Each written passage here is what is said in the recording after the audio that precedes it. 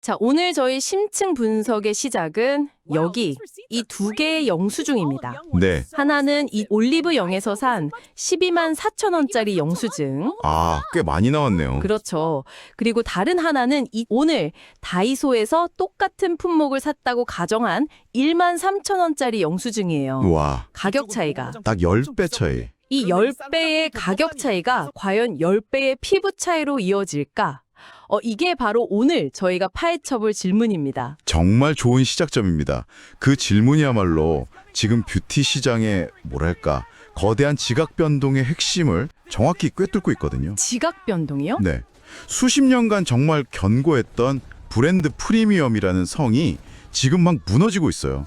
그리고 그 시작은 자료에도 여러 번 나왔던 단돈 3,000원짜리 앰플. 아, 그 유명한 다이소 리들샷 사태. 맞습니다. 이건 그냥 스쳐 지나가는 유행이 아니고요. 소비자들이 집단 지성으로 시장의 판을 아예 새로 짜고 있다는 아주 강력한 신호로 봐야 합니다. 맞아요.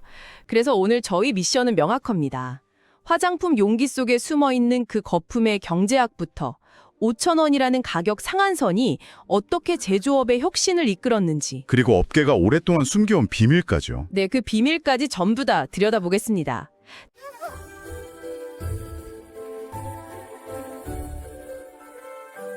자, 그럼 이 변화의 중심에 있는 세 명의 인물 이야기부터 한번 풀어볼까요? 네, 그 세 사람의 시선을 따라가면 지금 시장의 흐름이 아주 선명하게 보이죠. 화장품 중소기업 대표 박 사장, 그리고 30대 직장인 김 대리, 마지막으로 Z세대인 이 인턴. 먼저 박 사장님 이야기부터 시작해보죠. 네, 10년 차 화장품 제조사 대표. 이분에게 올리브영 입점이라는 건 정말 지상 최대의 목표였죠. 꿈 그 자체. 하지만 그 꿈을 이룬 뒤의 현실이 너무 냉혹했어요. 이게 바로 전형적인 플랫폼의 덫에 빠진 경우라고 하더라고요. 맞습니다.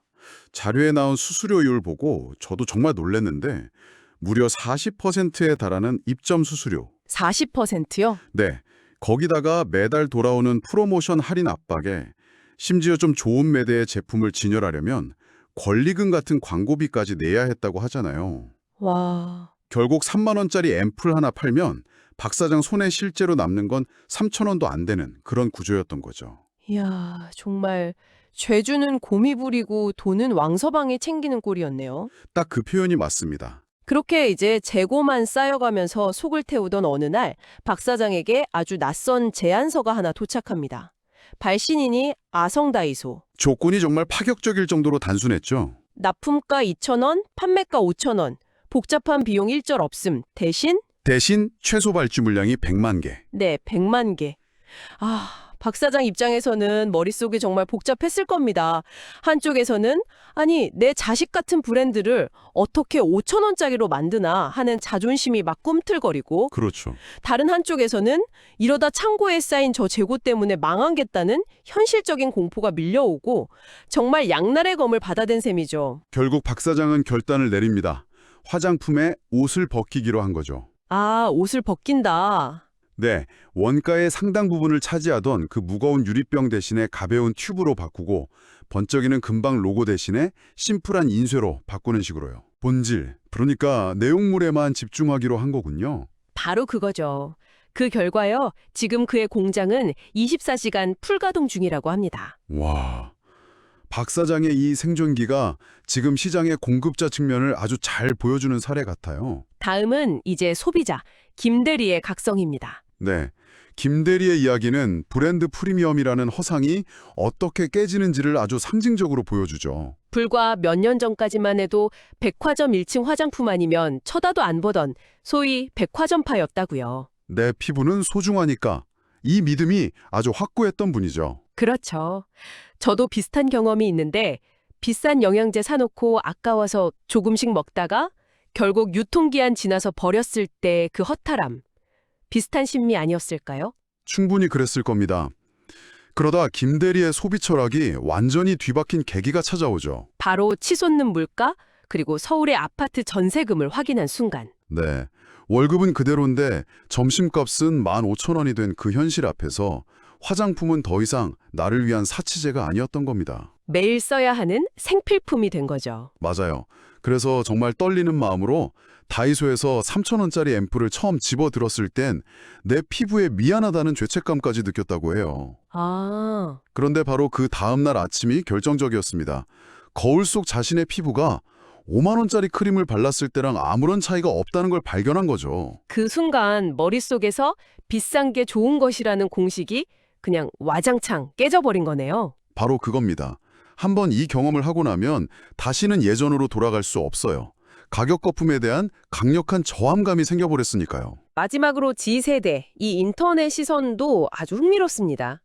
이 친구에게 다이소는 쇼핑몰이 아니라 놀이터에 가깝더라고요. 놀이터라는 비유가 정말 정확하네요. 틱톡에서 유행하는지, 지금 품절 대란템인지, 이게 브랜드의 역사나 철학보다 훨씬 중요한 거죠. 그렇죠. 그리고 5,000원이라는 가격은 실패해도 전혀 부담이 없고요. 맞아요. 이 실패 비용의 최소화, 이게 Z세대를 다이소로 끌어들인 아주 강력한 자석이 된 셈입니다. 기성세대에게 다이소가 필요한 물건을 사러 가는 곳이라면 Z세대에게는 저렴한 입장료를 내고 새로운 아이템을 탐험하는 테마파크 같은 곳이니까요. 아, 테마파크. 네, 이들에게 소비는 기능을 충족하는 걸 넘어서 하나의 콘텐츠이자 놀이가 된 거죠. 나 이거 사봤다 하고 SNS에 올리는 것까지가 소비의 완성이랄까요? 와, 지금 세 사람의 이야기를 들어보면 결국 모든 길이 다이소로 통하는 것 같네요. 그러게요. 그렇다면 다이소는 도대체 어떤 전략을 썼길래 이렇게 시장의 판을 흔들 수 있었을까요? 저는 자료들을 보면서 이게 마치 냉장고와 레고블록의 대결처럼 느껴지던데. 냉장고와 레고블록이요. 그거 아주 흥미로운 비유인데요. 네, 첫 번째가 바로 냉장고 이론입니다. 냉장고 이론? 올리브영의 주력 상품들은 대부분 50ml, 100ml 같은 대용량 제품이잖아요. 한 번 사면 몇 달은 써야 하는 일종의 저장의 개념이죠. 그렇죠. 비싼 돈 주고 샀는데 내 피부에 안 맞으면 정말 냉장고 구석에서 잊힌 채 썩어가는 식재료처럼 화장대 구석에 방치되기 일쑤고요. 맞아요. 바로 그거예요. 반면 다이소는 편의점 컵라면처럼 접근합니다. 그 리들샷만 봐도 2ml씩 소분된 파우치 형태로 나왔잖아요. 아, 그렇죠. 가볍게 한번 써볼 수 있게. 네, 오늘 밤 한번 써볼까 하는 가벼운 마음으로 즉시 소비할 수 있는 거죠. 요즘 소비 트렌드가 초계 인화 이런 거잖아요. 맞아요. 찍먹을 선호하죠. 네, 그날그날 피부 컨디션에 맞춰서 조금씩 맛보기를 원하는 겁니다. 다이소의 소용량 패키징이 이 심리를 정확히 파고들었어요. 그게 첫 번째고 두 번째는 레고블록 전략이군요. 네, 레고블록 전략. 올리브영의 5만 원짜리 크림은 모든 게 다 합쳐진 완성된 레고 성과 같아요. 아, 핵심 성분, 브랜드 스토리, 마케팅 비용, 모델료까지 전부 포함된. 맞습니다. 소비자는 여기서 특정 성분만 쏙 빼서 살 수가 없어요. 성이 마음에 안 들면 통째로 안 사는 수밖에 없죠. 하지만 다이소는 레고 브릭만 판다. 그렇죠. 병풀 추출물 필요해? 여기 3,000원. 히알루론산 필요해? 여기 2,000원. 이렇게 단일 성분 위주의 제품을 저렴하게 파니까 소비자들이 직접 조립을 시작하는 거예요. 다이소 앰플에 집에 있던 로션을 섞어 바르면서 나만의 레시피를 만드는 거죠. 바로 그 지점에서 소비자는 스마트 컨슈머로서의 효능감, 성취감을 느끼게 되는 겁니다. 아, 그게 중요한 포인트네요. 내가 직접 정보를 찾고 조합해서 가성비 좋은 제품을 만들었다는 그 만족감. 이 도파민이 비싼 크림을 결제할 때의 고통보다 훨씬 강력하게 작용하는 거죠. 더 이상 브랜드가 정해준 대로 따라가는 게 아니라 내가 주도권을 쥐고 소비를 창조하는 경험을 하게 되는 거고요. 흥미롭네요. 세 번째 무기는 5,000원의 마법, 즉 가격 상한선 전략입니다. 아, 다이소의 그 철학. 가격은 정해져 있고 품질을 거기에 맞춰라. 정말 무서운 파괴력을 발휘했어요. 제조사들은 5,000원이라는 절대적인 상한선을 맞추기 위해 그야말로 뼈를 깎는 혁신을 해야만 했죠. 예를 들면 용기 다이어트가 대표적이잖아요. 펌프 용기 하나가 500원이라면 큐브는 100원. 와, 차이가 크네요. 그럼요. 내용물 성능에 차이가 없다면 당연히 튜브를 선택해서 원가를 400원이나 낮추는 거죠. 또 제품을 감싸는 그 화려한 종이 박스를 없애고 비닐 포장만 하고요. 결국 소비자가 그동안 자신도 모르게 지불해왔던 불필요한 비용, 그러니까 이른바 예쁜. 예쁜 쓰레기 값이죠. 네, 바로 그거요. 그 거품이 싹 빠진 겁니다. 마지막으로 접근성의 승리를 꼽을 수 있겠네요. 흔히 슬리퍼 상권이라고 하죠. 네, 집에서 슬리퍼 신고 편하게 걸어갈 수 있는 아주 가까운 상권. 다이소는 이 슬리퍼 상권의 제왕이잖아요. 올리브영 매장이 전국에 약 1350개, 다이소는 1550개. 숫자만 보면 큰 차이가 없어 보이는데 핵심은 심리적 거리에 있는 것 같아요. 정확합니다. 올리브영은 일단 들어가면 직원이 다가와서 찾으시는 거 있으세요? 묻는 경우가 많아서 좀 부담을 느끼는 소비자들이 분명히 있거든요. 있죠. 하지만 다이소는 아무도 말을 걸지 않습니다. 그냥 슬리퍼 끌고 건전지 사러 갔다가 계산대 앞에서 우연히 3,000원짜리 틴트 하나를 집어드는 곳. 이런 비목적성 구매. 네, 그 비목적성 구매가 뷰티 매출의 상당 부분을 차지합니다. 즉, 올리브영은 화장품을 사러 마음 먹고 가는 곳이지만 다이소는 일상용품 사러 갔다가 화장품도 사는 곳이라는 거죠. 구매 빈도 싸움에서 이길 수밖에 없는 구조네요. 자, 여기까지 듣고 나니 가장 본질적인 질문이 떠오릅니다. 그리고 아마 화장품 업계가 가장 감추고 싶어 할 불편한 진실이기도 하겠죠. 네, 그래서 다이소 화장품 정말 믿고 써도 괜찮은 걸까? 싼 게 비지떡 아닐까 하는 의문이요. 결론부터 말씀드리면 백화점에서 산 10만 원짜리 크림과 다이소에서 산 5천 원짜리 크림은 같은 고양 출신일 확률이 90% 이상이다. 이렇게 말씀드릴 수 있습니다. 잠깐만요.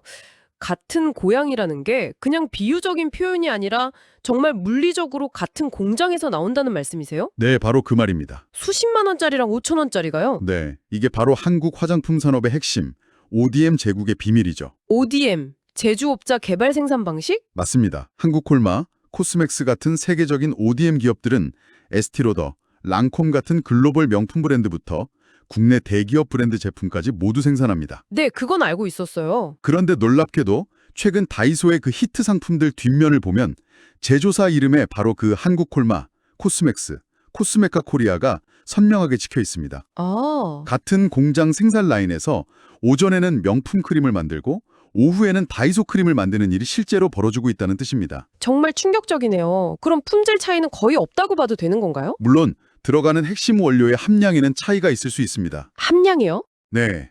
예를 들어 명품 브랜드에는 어떤 희귀 성분이 5% 들어가고 다이소 제품에는 0.1% 들어갈 수도 있겠죠. 하지만 화장품의 사용감, 그러니까 발림성이나 흡수력, 안정성을 결정하는 베이스 기술은 동일한 연구원들의 손끝에서 나옵니다. 아, 그 기본 기술은 같다는 거군요. 그렇죠. 품질의 기본값이 이미 세계 최고 수준으로 상향 평준화되어 있다는 뜻이죠.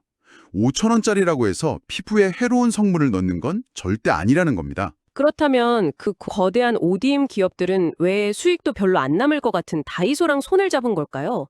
브랜드 이미지에도 썩 좋을 것 같지 않은데? 이유는 아주 명확합니다. 딱 하나. 바로 공장 가동률 때문이에요. 공장 가동률. 네. 콜마나 코스맥스 같은 거대 공장은요, 기계를 멈추는 순간 막대한 손해가 발생합니다. 끊임없이 돌려야 이익이 남는 구조죠. 아하. 그런데 명품 화장품은 소량 다품종 생산이 기본이라 공장을 계속 돌리기엔 물량이 부족해요. 이때 다이소가 한 번에 50만 개, 100만 개씩 발주할게요 라고 제안하는 겁니다. 와, 물량으로 밀어붙이는 거네요. 그렇죠. 공장 입장에서는 마진이 좀 적더라도 고정비를 해결해주고 안정적인 물량을 보장해주는 최고의 파트너인 셈이죠.